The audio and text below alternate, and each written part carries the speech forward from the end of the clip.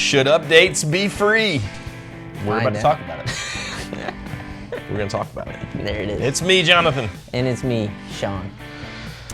There's nothing we love more than some controversy. And modelers. And modelers. When people say the names Sean and Jonathan, and they usually follow with modelers. Digital modelers. Before that, we're thinking about all the folks in Western North Carolina and Yes. Tennessee, Eastern Tennessee, and Georgia who have been affected by the storm. Man, our good vibes and prayers are going out to them. Tons of friends up there. We got Port City, Yeah. Marla, Illuminati, all All those sorts of folks up folks. there. Heyday Music.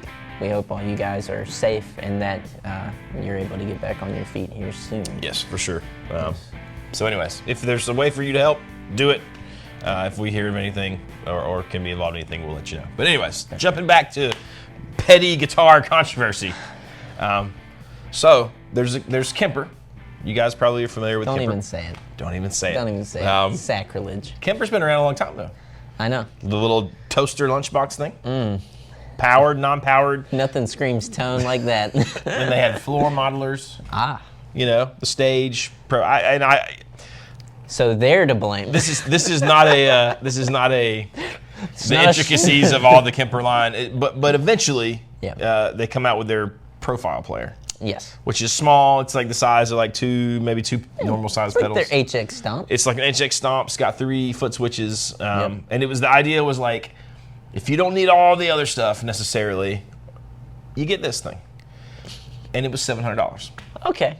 All right. You might have won me with that. I don't know. So I'll also preface this with I am ignorant to some of these things. I know a good general idea of these, but I like that we're starting here because I'm impressed by the number 700 for that. I'm like, okay. Well, 700. All right. 700. I think it just dropped like $30-something on Sweetwater. It's like $698 or something like that right now. Don't hold me to that, but it's right around $700, right? Yep.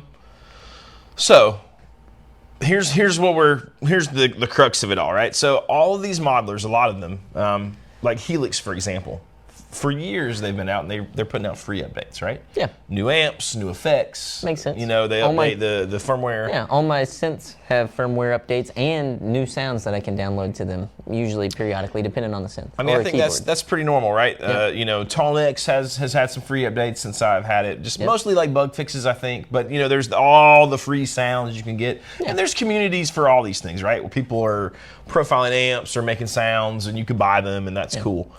But I think up to this point, I think most of the stuff has sort of been free updates, right? Well, and in that too, I think that is kind of the draw to a modeler, right? Like, at least in my eyes, like if you're gonna try and win me over in a discussion on one, you're gonna say, well, you get all these sounds. You get, like, you're gonna buy this one thing and you can get any sound that you want.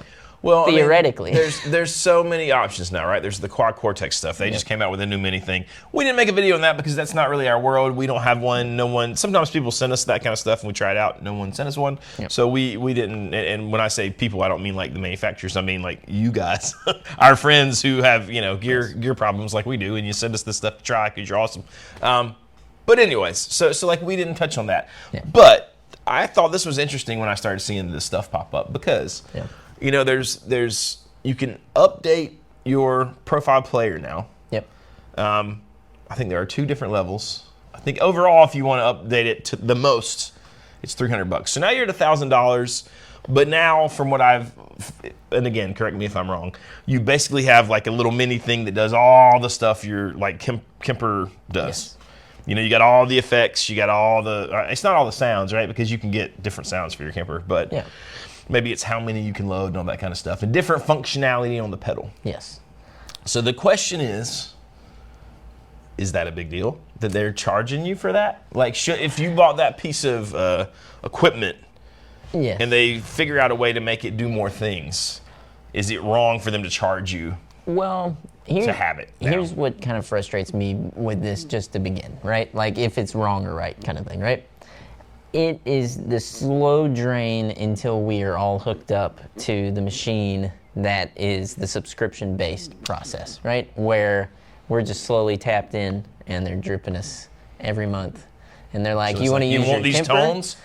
Then it's, $100 every month, whatever it might be. Now, in this case, that might sound a little dramatic for this, and it definitely is. But my point is like, I just feel like if you're doing something like this, like if they really wanted to Because in a lot of articles from what I was reading on this, it seems like this is in response to the neural thing. I think it is the new So, the little whatever it's called. If that is the case, why would you not? And also, it brings up the question: is stuff like do they know that there's this amount of functionality that they're going to be able to push it to beforehand? You know what I mean? I don't know. You know what I mean? Like I'm not a modeler. Like I don't play those, so maybe that's okay. You know? My question would be, right, like, I've seen some people phrase it almost, it's almost like they dumbed down the pedal in the beginning on purpose because they were going to push this thing. But see, I don't know if that's true. Maybe it's hey, it does this thing and now we figure out a way to program this new thing and I don't know. I don't know the answer to that question, right? I don't know enough about it, but either way, it's their. I mean, and I don't want to be like the evil capitalist, but it's their model. They get to decide, right? And you get to decide if you don't dig that, then don't buy it. I could kind of understand if you decide you don't like it and you already spent $700 on it. Yes. But it does the stuff you knew it was going to do when you spent the $700 on it. Well, and this goes to show and like I guess I could compare it to like plugins, right? Whenever you buy certain plugins, every year they come out with a new suite of them, and they get updated. Though, right? That's technology. Exactly. It's like you just automatically know, well, the new one's coming out at this point, and sometimes they will offer you a discount on the upgrade. Now, in this situation, I think that might have been a better way to handle it. You know what I mean? Is like, okay, you want to get the new stuff? Well, you already bought the pedal, so we're going to hook you up a little bit. If you are just now buying the pedal, maybe it's a bit more because of the expanded resources there. But also, you know, like if you bought it new right now, it wouldn't come with any of the upgrades, right? No, it doesn't. It still comes, and then you have to pay for the upgrade. Thinking through this thing, right? Like it gets tricky then, you know. What happens? First off, let me just say that I've never had to plug my magnetone in my computer to update it. But you never had to update the tubes? That's beyond the point. That's beside the point.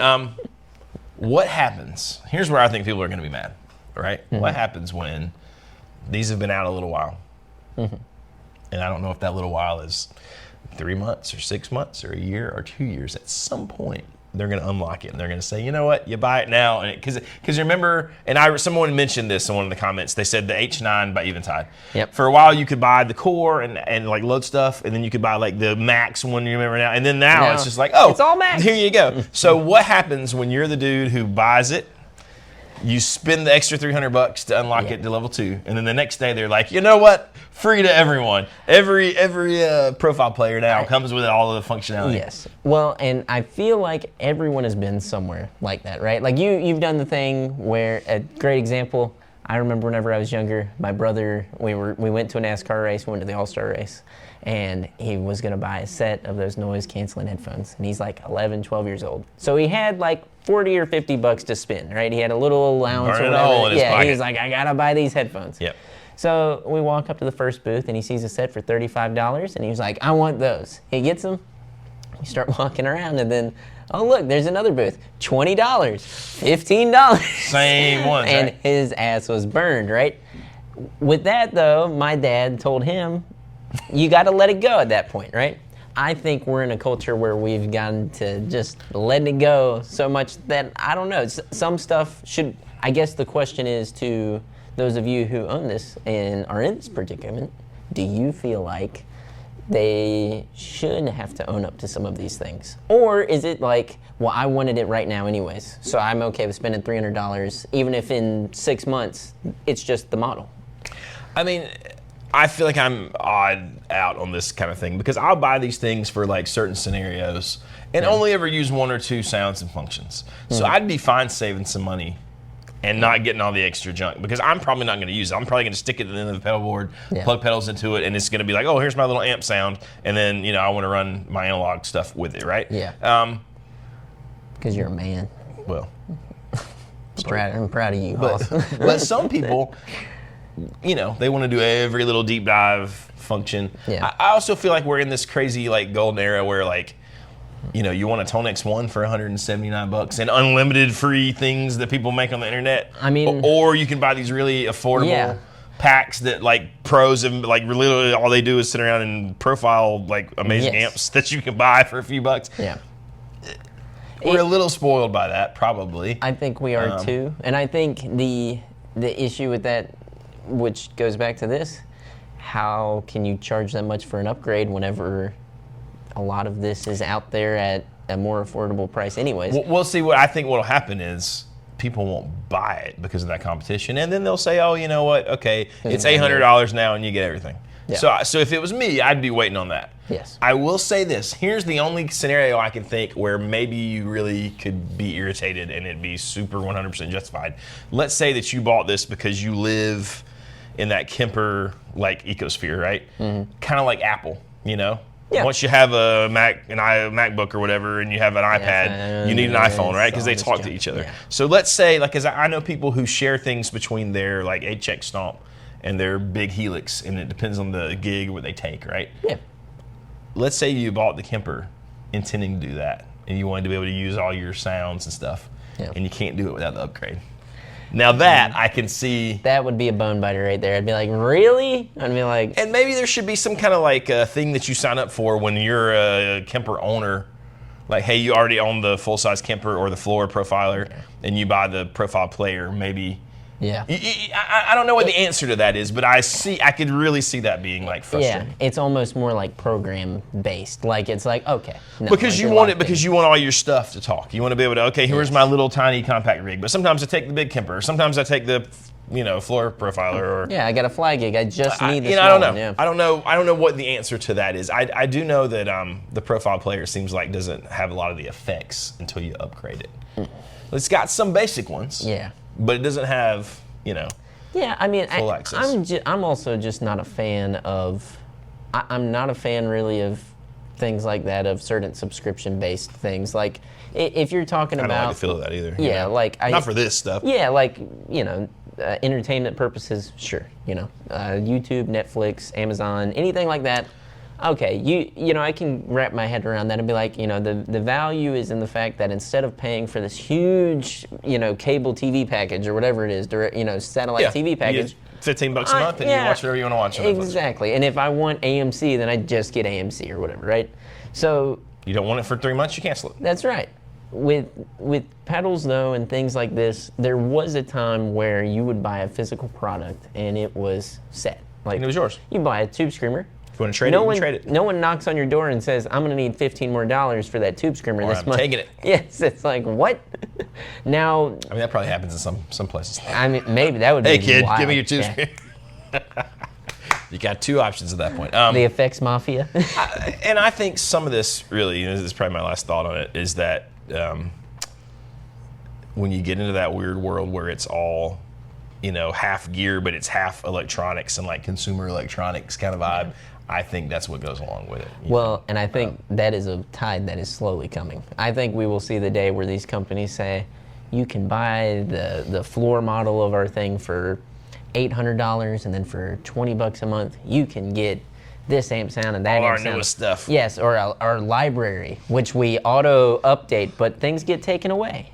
You know what I mean? And I'm like, until it becomes obsolete because it's hardware. Now, I will say Kemper's hung around a long time. Helix has hung around a long time. Longer than I thought, honestly, before I thought we'd get the new, biggest, best thing. They have done a good job with that, in my opinion, too. The Kemper, I didn't realize how old they were. I thought that it was still like cutting edge until you told me. We were in Nashville a couple years ago now, and you were like, no, man, it's been around a long time. I was like, whoa. And they were cutting edge. And I think they, it's a testament to the sounds that there's still people who are choosing, hey, I want Kemper for my, ampless solution or whatever.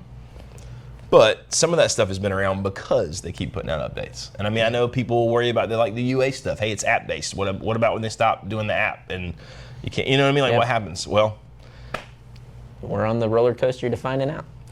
We'll see what. I mean, at least once you pay the $300, you update the thing and it's unlocked and it's there, I guess. Yeah. I mean, but they're not guaranteeing. I don't know if they're guaranteeing like, oh, every new update you're going to get. I don't. You know what I mean? Maybe there's a new update in 2 years and it's another $100. I don't know. Well, maybe there's that. Maybe and I hypothesized this a while back whenever UA came out with this and it Bluetooths to your phone. We're going to get to a point where you might buy, Universal Audio Stomp Box, right? Yeah. And then that in itself can be programmed to any of the effects that you would like to upload to it from your computer. and it does that. Sort of like the H9 thing. That's right. Maybe. And it just becomes that. I don't know. I feel like the music community, specifically the guitar community, is so retroactive that there will always be this hunt for vintage, rare gear, something that is scarce. We won't all just jump ship at some point. That's why we don't play Strandbergs. That's why we don't play. You know what I mean? Like, there's just too much variety and subjectivity to this. Yeah. But like I said, we're on the road to finding out. So we're gonna see. If you haven't watched the dude from Tone Junkie, yeah, I like some of his profiles. I have some of them for the Tone Decks. His videos are kind of hilarious. I'm not sure if I agree with him because I just don't know enough about it, but God bless him. He put out a video, got some pushback, and then like doubled down, and I kind of thought it was hilarious. There's plenty of videos out there where guys didn't seem thrilled with it. Yeah. Let us know what you think. Are you thrilled with it? Does it matter? Do you not care at all? And what do you think's coming in the future? Let us know. Discuss amongst yourselves. Hit like, hit subscribe. Hit the bell. Let us know in the comments about all this stuff. And follow us on the road to 100,000 as well. We're giving away a GS Mini this month on 50th anniversary. 50th anniversary Sunburst. It's so sexy. So mad. It's so nice. Baxter can't believe we did He it. just cries every day. I can believe it. I'm like, we're the best. That's why we're doing it. But you got to click like, click subscribe, go hit the bell, go comment on that giveaway video. Gotta be subscribed. We will see you next time. Catch us on the live stream, 10 a.m. That's when we give it away.